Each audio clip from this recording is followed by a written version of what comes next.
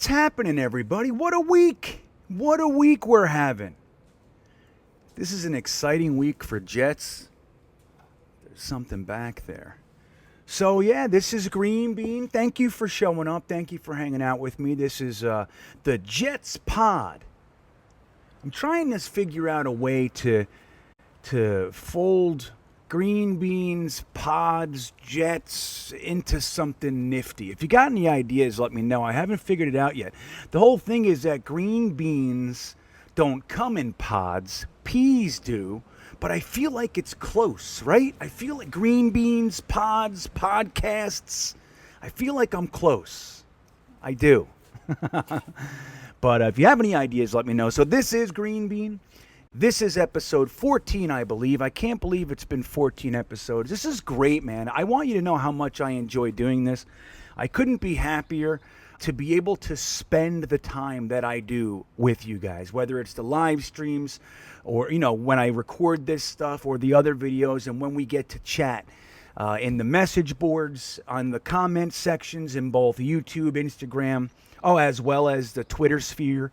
Twitter seems to be the toughest neighborhood, though, doesn't it? I thought Jetnation was tough. But Twitter, man, Twitter can get rough and get rough in a hurry.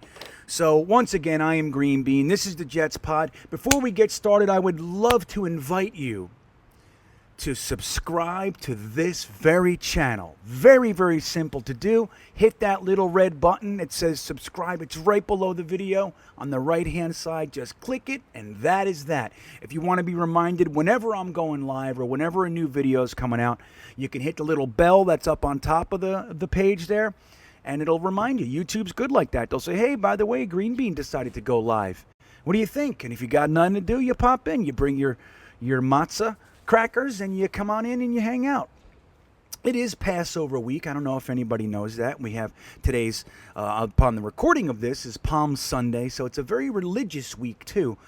So I don't want to minimize those things. My family is Jewish, part of it, and the other half is not. So I do all this stuff. So we did Pesach last night. We did matzo ball soup after the whole ceremony and everything. It's beautiful. I love this stuff. I love connecting with thousands of years of tradition and culture. I really do. I love to go to different countries and do it there. I really respect so many other cultures and belief systems. I always want to learn. I don't have any I'm better than you kind of a thing. With that stuff. I have lots of it other places. But not on that side. I want to absorb people's culture. I just love to do that. But if you'd like to catch me anywhere else while I'm out here enjoying culture, what I do is I take my kids and my wife. Well, my wife and I take the kids and we drive around this great country of ours trying to get them on every single roller coaster that there is. There are 770 something of them. And I'm right around 175 is my count. My kids are right around 100. So, yeah, we're in it, man. We're in it now. So you can check us out at Full-Time Coaster Tour on YouTube. We put up a video pretty much every week. The last couple weeks I've been traveling a lot, so I haven't been able to do it, but one's coming soon. But just about every week I'll update you there with what's going on in that world. If you're looking for more Jets talk, you can follow me on Instagram, Green Bean the Jets Fan. You can follow me on Twitter, Bean the Jets Fan, or you can always head right over to the source of it all, the epicenter of Jets talk, and that is Jetnation.com. If you want to get into the forums, go right to .com, Jetnation.com, click on forums, and you'll take you into the world there. And if you want to see our videos and the podcast, the Jet Nation podcast, you can go to Jet Nation's YouTube page. So that brings me to the end of my obligatory portion of the show. Not too bad. So some things happened this week I'd like to talk to you about. The big one, well, there's a couple big ones. Let's talk about our real arch rival. All right, our real arch rival is not the Patriots. The Patriots have been, just dominant over the last 20 years. I'm hoping that they stay in this middle realm. It's fine to be good. I don't care if they're good. I want us to be better. That's what I want. But this baloney with them just dominating the division in the league for the past 20 years, I'm the sooner the better, man. I hope that is over. That's what I hope. Tom Brady, go down to Tampa. I don't care. Go down there. Ruin the Carolina Panthers' day. What do I care? But I'm tired of it. So the Patriots, while we hate them and all that sort of stuff, they're not our arch rival. Our arch rival, from my perspective, is the Miami Dolphins. Now, the last few years, it hasn't been a very heated rivalry. I know we had the Adam Gase thing. Think about that. They had Adam Gase as a coach. Adam Gase comes over to the Jets, and nobody even cared. Like, that's how... that's the lack of polarization Adam Gase had about it. Nobody even cared. Like, yeah, good, he's gone. Like, nobody was like, oh, yeah. There was no, it didn't stir up anything. Maybe the first game they talked about it, but after that, it was just like a non-factor. That's Adam Gase. It was a nothing portion of our life. It just sucked. It was complete humdrum baloney, but not even Dolphin fans cared. So our biggest rival from my life, history with the Jets, has always been the Miami Dolphins. And I lived down in Miami for some years, 15 years, and I would go to every Jets game there. And there, it's a weird place. But so our biggest rival from my perspective is the Miami Dolphins. And they just made a series of big moves. Got the NFL world excited and chatting and talking and all this conversation going on. I'd like to tell you something, that while I do think it is a positive move what they did, I think that they made a big mistake in some areas with it, and I'm going to explain why. I want to tell you, I think that the move in general is positive for them, and so the reason for that is they were probably targeting Jamar Chase, the wide receiver out of LSU. It's a good target to have. He's a stud muffin. So they're targeting Jamar Chase, and they're sitting at 3, and they're having the feeling like 3 for Jamar Chase doesn't feel like we're maximizing the value of the pick. And this is how I like to think. You guys hear me all the time. I'm always talking about like the value of the pick, the value. And for a long time, I didn't really understand draft value. I had an idea, a conception of it, but I didn't really understand it like I do today, and I didn't think about it like I do today. Like, there was a thought process that I had, which was, if you want to take an offensive lineman, let's say you want to take a guard, the best guard in the draft, but everybody's saying, and you're sitting at pick 5, and everybody's saying pick 5 for a guard is too early, it's a reach, he should be picked around pick 15. It happened a couple years ago with Garrett Bradbury. He was the best center in the league. And certain members of the Jets fandom wanted to take Garrett Bradbury. I thought he would have been a good pick. But everybody in the world said you can't take Garrett Bradbury at pick 3, which is where we were that year. So, and my thoughts for years was like, hey, look, man, if that's my first round pick, I have one pick in the first round, and I want a center out of that first round. Just because he's evaluated at pick 15 or pick 20, I don't get to pick again until pick 35. So why wouldn't I take my guy at pick 3 if that's the only chance I get? And there's logic there. There is. But the other side of it, and once you start to understand this stuff a little bit better, is that the third overall pick has more value than that guy is worth. So he's more, if you pick him at 3, of course he's going to go off the board at 3. But if you didn't pick him at 3, the likelihood is that he's not going to go off the board till pick 15 to 25. That's where he's going to get picked. So you're wasting all that value between 3 and 15 on a guy that you didn't need to grab there, right? So now if you cannot make a trade, that's, hey, look, if you can't make it, you grab your guy, But it would still be a reach. And if you reach for a guy 20 picks early, 15 picks early, and he ends up being an all-pro, who gives a damn, right? Who cares? At the same time, the guys who really build teams well know how to maximize value without squeezing and without getting themselves into trouble. Like, calculated risks, like we talked about last year with the Denzel Mims trade. Joe Douglas took a calculated risk. He squeezed the value out of that 48th pick, even though Mims was projected in the top 32. He was projected as a third-round pick. He had first round grade on him. So taking him at 48 was still value. Joe Douglas felt there was more value to be had there, so he squeezed it, got some thirds out of Seattle, and then we know the rest. So the whole thing to do when you're at pick 3 and your guy is really rated as a 15 to 25 pick, you can figure out a way to squeeze the value with the guys who want to fight for the top 5 blue chips. So the idea with value would lead you to think, so there's a top 5 group or so, 5, 6, 7 blue chip players that people are willing to go nuts for. Okay?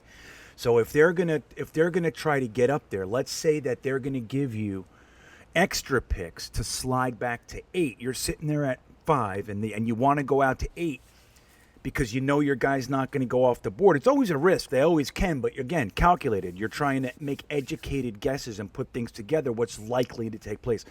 So if your guy's not going to go off the board until 15 at the earliest, and you're at 3, and somebody's willing to trade you 8 for 3, and they're going to give you extra picks, the idea is that you take it because then you're getting closer to the value of the pick, okay? Does that make sense? So if you can get 2 seconds and a first out of said team at 8 and still get your guy, why not do it? It's better value than just taking him at 3, and it's very realistic, right? So that's what Miami did. Now, I can't fault them for that because in order to get there, what they did was they traded back with the 49ers from pick 3 to pick 12. That's 9 spots, okay? Now, pick 3 has a point value of 2,200. Now, I'm using the Jimmy Johnson chart. It's the easiest. I know there's all kinds of other charts out there, and they filter in. But the word on the street is that this is really the one that's more than likely given people the understanding of trade values, okay? So that's what I use. When I hear otherwise, I'll use something else. There's like 3 or 4 that I know about. So the value of the pick, to put numerical values on it, is 2,200 points. That's 3. Now, pick 12 has 1,200 points. So you have to make up 1,000 points there to make the trade make any sense. Okay? So what they did was they traded back to 12, and they got the 12th overall pick. So they gave up the 3, and they got 12. They also got a 3rd round pick in 2021. Now, that 3rd round pick is a compensatory pick, which means it's at the end of the 3rd round. It's not the San Francisco 49ers previous 3rd round pick, which would be about the 12th in the 3rd round. So it's way in the back, like the 35th or 36th pick. All right, so they got an extra 3rd, and then they got a 1st in 2022, and then they got a 1st in 2023. Great. It's good value. When you add it all up, you look at the 12th pick is worth 1,200. The 2022 first and the comp there, although those were both 12. So we're looking at about 600. If you assume that the first round pick for 2022 is going to be right in the same pocket of where it is now, you do that. It's about 600 because you cut the values in half as it moves down a year. Okay, so you have 1,200 plus 600. 300 for the 2023 third. You see, when you're going that far in the future, it loses value. And that's not to say in 2023 it's going to be just as valuable as any first-round pick, right? So it's good. But when you're looking at values now, nobody knows what 2023 is going to look like. They might eradicate picks, and you're trading for something in 3 years from now. The NFL could change anything, and you don't know what it's worth, which is why it diminishes in value. Nobody knows what the landscape will be in 2023, but it's still a positive. So it's worth about 300 points or so once you start getting out that far. The other third is worth just about 50. So when you add that all up, Miami received 2,150 points from the Niners. 2,200, 2,150, good deal. Perfect. Okay, the Niners get to jump up. They get to get the 3rd best quarterback in the draft or whatever it is they're going to do. And the Miami Dolphins get to slide back to 12. Now, at 12, Jamar Chase, now we're past where his associated value is. He's a top 10 pick every day of the week. It would be very unexpected if he slid back to outside of the top 10. So now Miami's outside looking in, and that's their guy. Sure, there's Devonta Smith, there's Rashad Bateman, there's all kinds of guys they can get, but they want Jamar Chase. So what they did then was they traded with the Eagles within minutes. They already had the Eagles trade set up more than likely. They got the okay from San Francisco. They got the 12th pick. San Francisco took the 3rd pick. They called the Eagles and said, we're good. Here's what I'll give you for the trade back to 12. We want to get back up to 6. I need to get in the top 10, and I need to get right in the top 5 or 6. So you guys are holding the 6th. That's where Ja'Marr Chase's value is. That's where he's going to go, and that's what I want to do. So they gave the Eagles, and this is where I have an issue with the trade. This is where I would be upset. So it's all positive. Let me stay in the positive, huh? Can I do that? Can I just stay in the positive? It's hard for me to stay in the positive with the Miami Dolphins. So the Eagles gave the Miami Dolphins pick number 6 and pick number 153, okay? Pick number 6 has a value of 1,600 points. The pick 153 has a value of 28.6 points, okay? So that total is 1,628 points. That's what they gave Miami. Miami gave the Eagles pick number 12, which is 1,200 points, pick 123. So they were able to, the Eagles flipped their 4th-round picks as well. They moved up 30 spots in the 4th round as well. So their pick 123 is worth 49, plus they got the 2022 first from Miami. They didn't get this San Francisco 2022 pick. They got Miami's pick, okay? So that pick is worth, when you remember, again, we're going to chop the value in half, so it's worth 800. So they gave the Miami Dolphins gave the Eagles 2,049 points. Now, essentially, what the Miami Dolphins gained in this melee is this. They gained a 3rd-round pick next year, and they gained a 2023 first from the 3rd overall pick. Now, when we look at other picks of this nature, you're usually getting somewhere around 2 firsts, 3 firsts, 2 firsts, and a second. There's all kinds of data of other trades going from 6 or 7 to 3, which is where, or back, from 3 to 6 or 7. What teams have gotten for that. Now, I want to end the positive with saying this. Miami squeezed the value out of the 3rd pick, and we're able to get a 2023 first and an additional 3rd next year and still get their guy. So you got to applaud that. You got to applaud. At least their general manager is proactive and he's doing something. He is. And that's a good thing. In 2023, they have 2 first-round picks, so that's going to be really good. And they're going to like that in 2023. For this year, they slid down and they didn't gain anything additionally for this year, except they squeezed some value out for the future, and they're still going to get Ja'Marr Chase more than likely. Okay? More than likely. It's not a lock, and I'm going to tell you why in a second, but I think they did make an educated guess, and that's wonderful. Now, let me tell you why I would be furious if Joe Douglas did this. Not furious, but I'd be disappointed. There's a better word.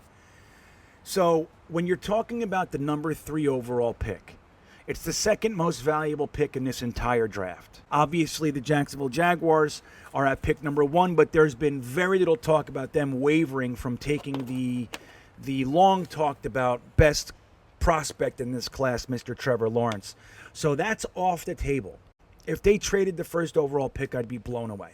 I'd be blown away. The 1st overall pick is off the table, so that makes the Jets pick, number 2 overall, the most valuable pick in this entire draft. Miami's right behind it with the 2nd most valuable pick in the whole draft. The difference between 2 and 3 is a 2nd-round pick, number 50, a mid-2nd round, or earlier 2nd-round pick, mid-ish. A mid-2nd round pick, number 50 is the value between 2 and 3. So you see the difference. Number 2 is that much more valuable than 3. But that doesn't mean number 3 isn't valuable. All they got for their trade with number 3 was a 2023 first and a 3rd-round pick to move back to 6, where they think they're going to get their guy. But I wouldn't be blown away if the Atlanta Falcons went ahead and grabbed Ja'Marr Chase. I wouldn't. I would not be surprised.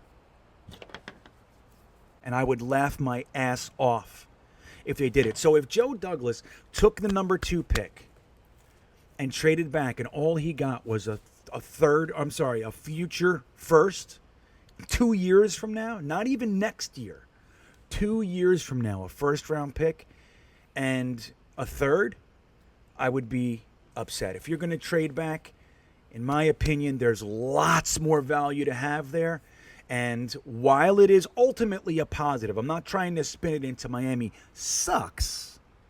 I say that anyway, right? That's just the way I think. And I'm not scared of Miami. Everybody's, oh, Miami, they haven't proven shit to me. They haven't proven anything. And I'm not so convinced that they're going to be some juggernaut either. I mean, if they take these first-round picks and keep taking guys like Austin Jackson, I'm going to feel real fine about it, about what they can do. So, anywho, ultimately the trade was a positive for the Miami Dolphins. At least they're showing some moxie. They're showing some drive. They're showing some willingness to shake things up and get more value out of the pick that they have than stands to be gained if they just stood there and stood pat, which so many teams do. Like Mike Maccagnan. Mike Maccagnan had so much draft value in his tenure here and never used it. He just took the safe player. And that's where teams, you just never succeed when you're not willing to risk. You're not willing to take risks and try to move the pieces in order to be aggressive and win. Now, you can win being safe. Of course you can. But you got to also be smart. So, safe and stupid. I never helped anybody. So anyway, I laugh at the Miami Dolphins fans because it's like this. It's like selling, you have a hand drill. Yeah, right? You have a hand drill. It's a $500 hand drill. And you can look at it like somebody goes, hey, I'll give you $50 for that. You go, yeah, shit, I'm not using the thing. Give me $50. Yeah, I just made $50.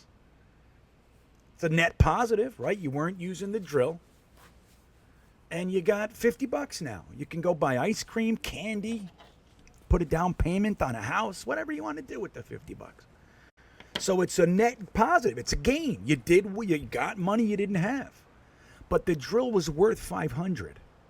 And if you just had some patience and waited, you put it on eBay, it takes longer. More than likely, somebody's going to come in and go, hey, I'll give you $350 for that. $350. How about $400? Well, it's a $500 drill. I'll give you $380. You go, yeah, sure. So instead of making $50, you made $380. You understand? And that's the way I like to look at these things. It's not that I like what they did. I think it takes balls to do what they did. And I applaud it. I do. Especially coming out from the dark ages. You know, you look at John Idzik, who had 12 picks and didn't trade one. Picked a bunch. He picked 12 scrubs or 11 scrubs and a Nunwa. That's what he did. Who we're still paying $3.6 million this year, by the way. What do you think of that? So I applaud the Miami Dolphins for their moxie, for their willingness to do something. They got more value out of the third overall pick, than they would have by taking Jamar Chase there. Good stuff. But you had a $500 drill and you sold it for $50. That's how I see it. And that pisses me off. If it was me. I'm glad that's all they got. A 2023 first?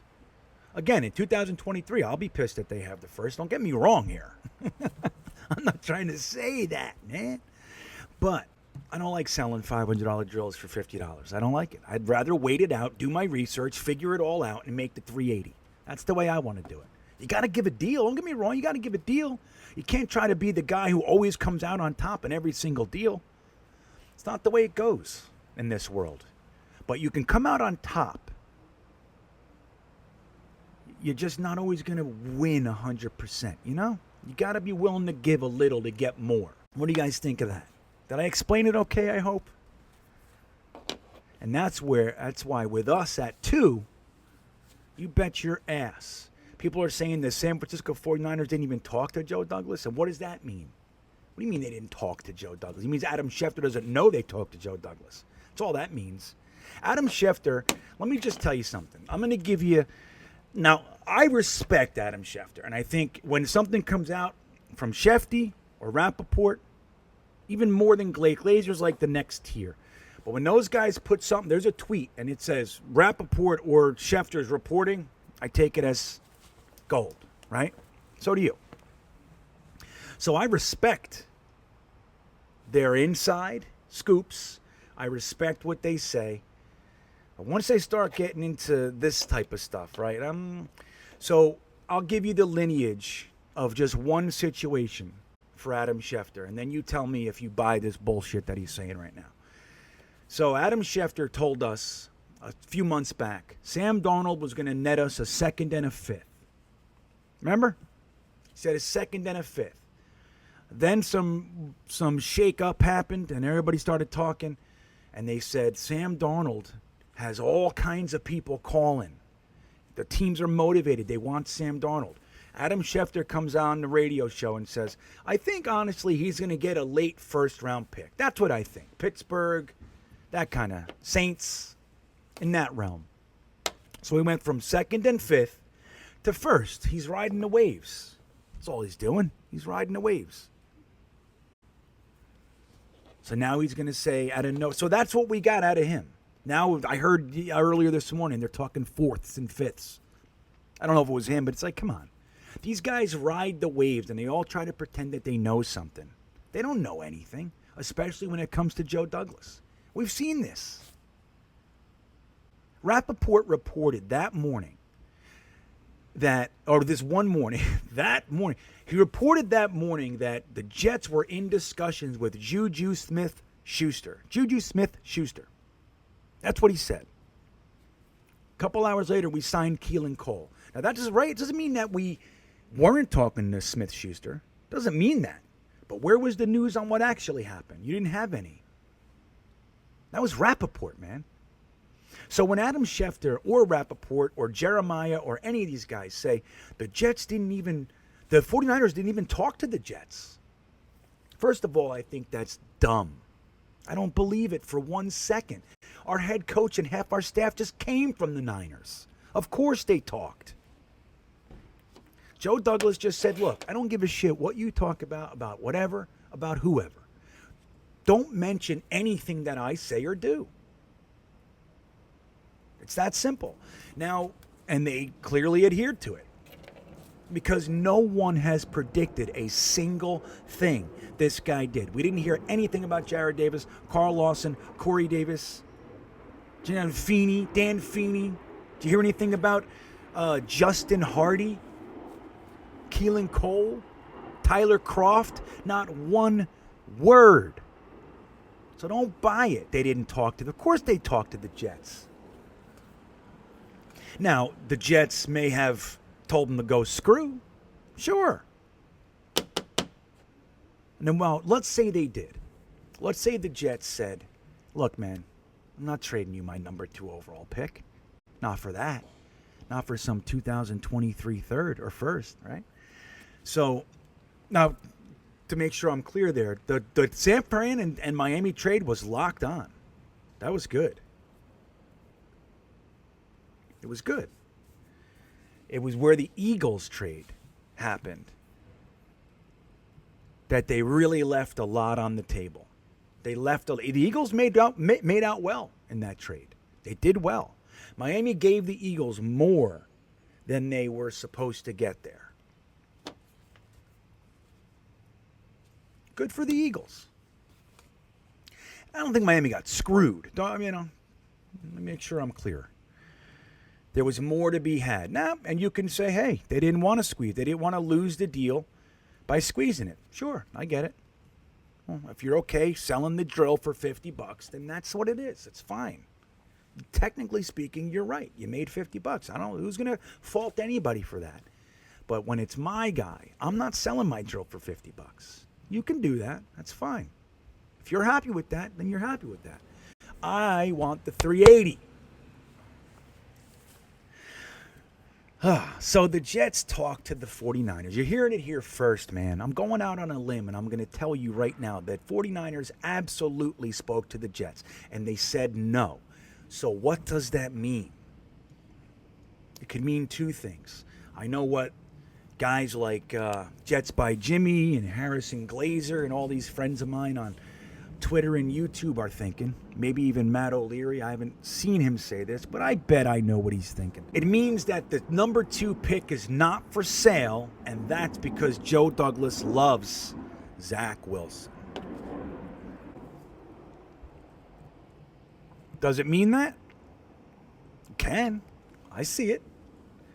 It means, hey, man, I got my guy. I'm in position to get my guy. You all want my guy, and I'm not giving him to you. Everybody would take my guy if you were at where I was.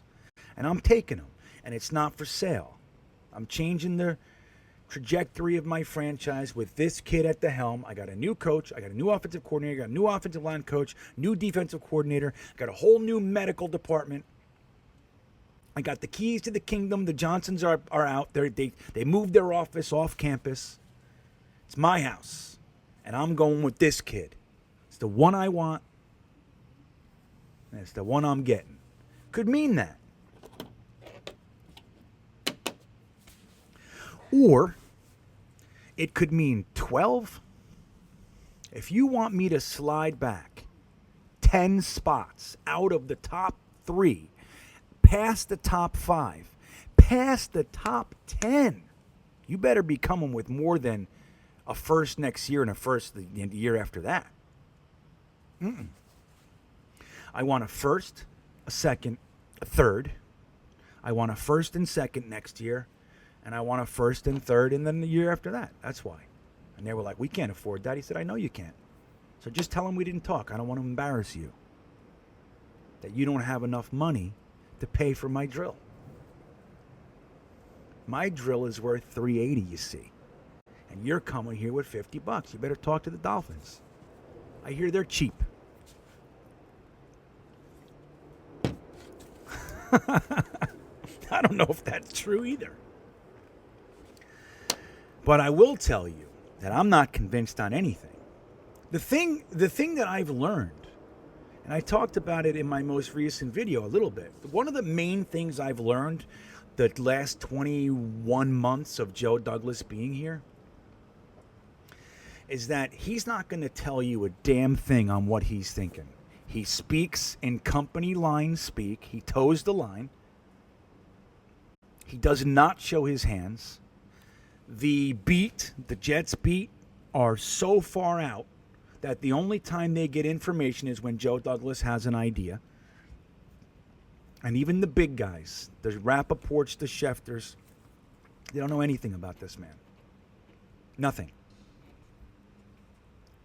And when they do know something, it's because Joe Douglas released it. And Joe Douglas has goals.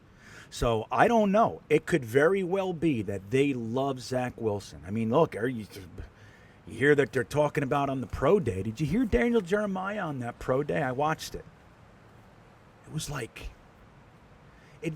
he was watching something he'd never seen before. Oh my God. Did you see that? Like, that's what it sounded like. I don't know. Looked good. It was good. I don't know. Sam's looked good. Trevor Lawrence's looked good. I mean, he threw that ball. Everybody cheered, remember? Yeah. Now he just proved why he's the number one. Yeah, I know. I get it. Until the next guy's pro day. So I'm not saying it was bad. It was good. It was good. I watched it. I liked it. Thought he was good. Looked good. So maybe it is that. Joe Douglas was there. He was talking with him. Zach Wilson said he loves Joe Douglas. Right? Everything's there. All the pieces are in place for that to happen. Some boneheaded NFL insider guy that, speaking on the condition of anonymity, said, oh, everybody knows the Jets are in love with the BYU kid. Right? Everybody knows that. Maybe everybody does know. They might think they know, and they might end up being right. But I don't believe for a second anybody knows anything. They don't know. You don't know, I don't know, and they don't know. You know, we all get these drips, and we'll tell you as they come. You know, it's like that thing I shared last week. That wasn't mine. It wasn't my information. Somebody gave me that. Somebody gave me that information. They showed me the proof of it. And I said, okay, can I share this? They said, yeah, share it. Just don't give out any any names. I said, okay. So I shared it, and I've told 150 people since then. That doesn't mean I believe it. It's just something I shared. It's interesting. Right? I'm not an insider yet. I will be. I believe that. I believe I'll be an insider. You stick with me, man. We'll see if we can get in there. You know what I mean? And if I get in there, I'm going to tell you. If I can. So I don't know. I think I think that Joe Douglas has not made his decision. This is just me now. This is my opinion. I don't think Joe Douglas made his decision. I think that he may be leaning one way or the other, but don't forget, he was at Trey Lance's pro day as well. Trey Lance looked good too. All right, so he was there. He's everywhere. So I think if they want you to think something, they're doing a good job making you think it. Now, like I said, it might end up being right too. But anybody saying that they know, I don't know how they could say that, because they've been dead wrong on every single thing they've reported so far. Has anybody said anything right before we did it? Has anyone? Not that, see, I'm not aware. I'm not aware of one single report that came out and told us this is what the Jets are going to do tomorrow or in 2 days, and it happened. Not one. Except, well, you know what? Well, they didn't know that either. It was like, we think we're going to franchise Marcus May. Nobody reported that until he was franchised. Nobody. Because nobody knows anything. Which is just such a refreshing thing. It's aggravating for us on the fan side of things. It is. It's aggravating. But it's ultimately better, because the real goal here, it's like as excited as we want to get with our free agent signings and all that sort of stuff. Like, haven't we had enough of that? Like, it's exciting. And we love it when it's happening. But it never produces what we really want, which is to be good. To win maybe a Super Bowl or two. Get in the playoffs, 4, 5, 10 years in a row. Wouldn't that be great? Win the division 3 out of 6 years. Like, kind of stuff like that. That's what we want. But we get caught up in this, like, he didn't sign the guy I know. He didn't sign. I looked all into Joe Thuney, and he was great. Why didn't he sign him? I looked into Allen Robinson. Why didn't he make a trade? Why not Sam for Allen Robinson? Chicago's been reported to like Sam Darnold. Give him Sam Darnold for Allen Robinson. Now they get something for a free agent that was going to blah, blah, blah. So I get it, but it's like, it's fun. It's more fun to do that. I had quite a bit of fun with the signings we did have. I know they might have been a little bit more obscure to some of us, a lot of us, That's fine. But as you look into those guys, you'll see these are all of the same ilk. These are known to be the hard workers. These are known to be the guys with 100% motors. These are known to be the guys that don't cause any problems. These are the guys that Joe Douglas wants. Team captains, hard workers, blue collar, punch you right in the face. That's what he wants. That's what I love. I love it. I love it. So, but it's not as exciting as signing trading for Allen Robinson, or trading your pick for, 2 trades in 10 minutes. That's exciting, man. It is. But when the smoke settles, what happens to us? We always suck. So I like the fact that Joe Douglas is not saying a damn thing to anybody, and I like that he brought on a coach who has the exact same air about him. Doesn't Robert Saleh have the same air? Like, I'm not telling you anything. Doesn't he have that? It's like, he's matter of fact. Like, look, dude, you're trying to get an answer out of me. I already gave you my answer. The answer is, I respect Sam Darnold, so I'm not going to throw him under the bus, and I'm not going to tell you what our plans are, because we're trying to maximize our value. We want to get $380 out of our drill. I don't want to get $50. So you guys can say it's great. It's not great. So what else, man? Let's talk about this pro day for 5 minutes. Did it really blow you away? Like, I mean, let me try to make this as clear as I can. We live in a weird society right now. It's like, if you're not with me, you're against me, kind of a thing, right? It's like, if you don't agree with me 100%, then clearly you're a this. You're out there. And you see that in all sorts of, facets of our society. You see it everywhere. It's like, you got a full buy-in or you're out, buddy. And I don't really give a shit that that's the way people think. I'm not that way. I don't care. I don't need people to think along the same lines as me. Of course, it feels better when people do. It's always, we're a pack animal. It feels good to be a part of the pack. Welcome, into the pack. You know, have our position in the pack. It feels good. It's part of our makeup and intangibly part of who we are. So that all feels good, but I don't subscribe to that. Unfortunately, I'm sad. I'm sorry that it makes you sad. I'm sad that it makes you upset.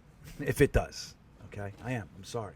I hate that anything I can say or do would upset anyone on this earth. I hate it. But not enough to not to say it. Okay? So here's the thing. I like Zach Wilson. I do. I like Justin Fields. I like him. I like Trey Lance, and it starts to teeter from there. I like Mac Jones. I like Kyle Trask. I do. I don't think I would want to use the number 2 overall pick on Kyle Trask, but I like him. I happen to like Sam Darnold. I know there's a Twitter thing going on right now. It's literally two sides. There's either you love Sam and want to build around Sam, or you hate Sam. I don't know what. There's been like a hatred for him. I don't know. That's there's another a psychological thing that happens when we're moving on from something. This is real. I want you to listen to this. When we move on from something, it's an exercise that we do without even knowing it, that we demonize the previous situation to make it feel better and to support our change, our choice for change. Did you know that? So like with a relationship, like you move on from a girlfriend and you start, she was of this, she was of that. Anyway, when you move, you're going to move, you live in a neighborhood and you decide, you get relocated for your job and you're like, it's better because that place, this and that. And you talk about all the negatives. That's what happens. We do that. It's part of who we are, again. Why am I talking about all this instinctual shit? Well, because it helps support my point. The first one, which is, I don't really understand why we hate Sam Darnold now. I understand why people are doing it, but I don't understand it. Like, I have nothing but positive things to say about that guy, except for his on-the-field performance, which is why I'm in favor of moving on from him. See? It's kind of simple. Like, I think we should probably move on from Sam. Now, if we didn't have a new coaching staff, I might think otherwise. I might. But I think when you're starting fresh, like, let's be real here. Joe Douglas's first year as a GM, he started in the middle of at the end of an off season. It was very weird. He had last year his first off season with a Walking Dead coach. Okay, he had a dead man walking, and he didn't have the say. Adam Gase and Joe Douglas were on equal footing, so he didn't have the ability to like instill his will. He didn't have that, so he just got that a few months ago. With that, he hired a new coach. The coach and him hired the whole staff, and so we have a rookie head coach, a rookie offensive coordinator, with a rookie GM. Really. He's not. He's in his second year. But really, him running the show, he's a rook. So we have a fresh new staff. I don't see the logic in trying to reclaim with respect, a failed quarterback experiment. Whatever the reasons are, right? Whatever the reasons are for Sam Darnold's failure, you can't really deny that it's been a failure. Whatever the reasons. So you have a whole new world here, new medical staff, everything's new. And you're going to keep the same quarterback? Like, that has not looked well. He looks damaged. He looks like he needs a lot of work on mechanics and psyche. He's got happy feet. Happy feet's hard to undo. He's leaving the pocket before their collapse. Before it. He's leaving because he's freaked out. Rightfully so. But so I'm on the side of moving on from Sam Darnold. And I happen to like Zach Wilson. But I don't see the infatuation with him either. That's me. I just don't see it. I like him. I think if Joe Douglas, Robert Saleh, and Mike LaFleur think he's the guy, I'm 100% behind him. 100%. I'm going to root for whoever the hell we bring in. You know that. I'm going to. If they signed, McCown back and said, this is our starter. I'm like, all right. I mean, I'm not going to like it, but when they walk out in the field game one, I'm hoping McCown throws for 500 yards. All right, that's the way it is. So, but like while I like Zach Wilson, but I didn't see in that pro day anything that other I mean, there was somebody who said that last throw that Sam couldn't do that in his dreams. I disagree. That's all. I disagree with that statement. And I don't know why we have to elevate this guy to a place that's like spiritual in order to say, yeah, I think he's the best option. You know what I mean? You know, he's rich. His father owns, his uncle owns JetBlue, and I don't care about any of that stuff. I really don't. It doesn't affect me one way or the other. Like, I just want to know that when the NFL style pass rush comes, when Aaron Donald's staring down this guy and mauls Connor McGovern, what's this kid going to do? That's all I want to know. You know what I mean? So I like him. But I'm going to tell you this. You know what I know I like? I like the idea of, like we were talking about at the beginning with the maximizing the value. I like maximizing value. And I think this is just in the same way, if this is your franchise quarterback and you believe it, then you get him because you're higher in the draft than you have been since the 90s. So take your guy. In the same way, we're higher in the draft than we've been in the 90s. Use it. Maximize the value. Get every drop of value that you can to be able to build a juggernaut for the next decade. Like if you got 3 firsts, 2 seconds, and 2 thirds for that pick, which is not unrealistic, man. It's crazy, but it happens all the time. Right? So that I can't tell you that for me, it's because I like Zach Wilson. I think he looked great. He looked good, man. I like him. For me, the fact that we're starting to feel like we all know what's going to happen because we watched this pro day and all the news says this and that but me, there's still a month until this draft. And I just want to warn everybody not to get too hooked on one side or the other because a lot can change, man. And if the Miami Dolphins would have waited this out, I'm telling you, they could have gotten more for that. Hey, maybe they're good. Again, we want Jamar Chase. We squeezed the 2023 first and a third out of it. We're good. That's all we want. We're not going to be greedy. Okay, good. It's a positive then. It is.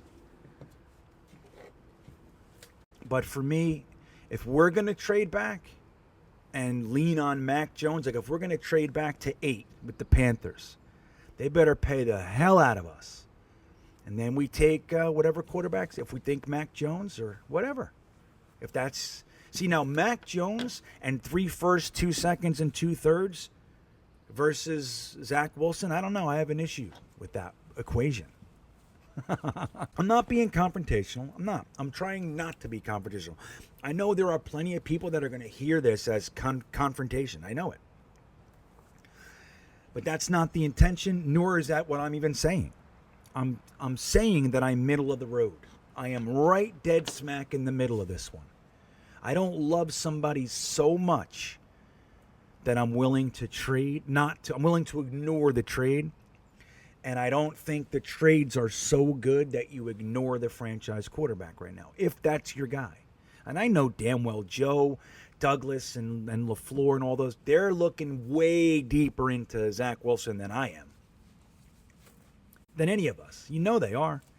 They talked to his third cousin on his mother's side about the fire that her niece lit in high school. Like, you know what I mean? Like, they're figuring it out, man. They're going to know the tendencies of his bloodline by the end of this thing. So if that's their guy, yeah, let's do it. Let's take our guy and move forward. I will rah-rah that pick from the second I hear it called. But until that moment, I'm not believing shit. The Niners didn't talk to the Jets. Get out of here. Get out of here. Did you hear what they said? The Niners didn't talk to the Jets. So, guys, let me say this. You're the fucking best. You really are. You guys are the most passionate fan base. When I float around to other fan bases and stuff, they just don't have it like we do. They don't. Buffalo thinks they do because they jump through tables and shit all drunk. That doesn't mean nothing. Bills Mafia, it doesn't mean anything. They have passionate fans. They sit in the cold. They qualify. But they're not you. They're not the Jets faithful, man. The Jets, you guys are the best. And I mean that from the bottom of my heart. Being the best that you are, I'll say it one more time. Please like this video and subscribe right below the video. Hit that button. It means the world to me. You can check out our mocks. Every Monday night we do a mock draft, 10 o'clock p.m. The 10 o'clock mock, where you guys are part of the virtual war room, and you get a say. You get a say. I don't override anybody. I influence you. I try to say my piece. I do. This week's guest host is Harrison Glazer. You all know him. And he's going to be on there with us. And we'll get it done, man. Every Thursday night, the Thursday thick of it at 8 p.m., we get into whatever you guys want to talk about right here on this channel, Green Bean Jets Fan. My On the Road with Green Bean show is on Jetnation, and you should go over to jetnation.com. If you're looking for more Jets talk, that's the place. If you've washed it all out, you read all the papers, you've read all the tweets, and everything's just dry, go to Jetnation. It's not dry. It's juicy. That's what it is over there. Jetnation.com, everybody. And I thank you. I thank you for all the support up to this point. I thank you for keeping up with me as I travel through this country. I'm in North Carolina right now. I don't even think I told you. I'm by Falls Lake. You know where that is? I do now. It's beautiful. There's a lake right there. You can't maybe see that right there? See that light white? That's a lake. Right here. See my finger? That's a lake. But guys, thank you. I'm leaving here tomorrow or Tuesday morning, and we're heading north. We're coming. We're coming. I got lots of big things planned for the Northeast, and I thank you for being here once again. Go Jets.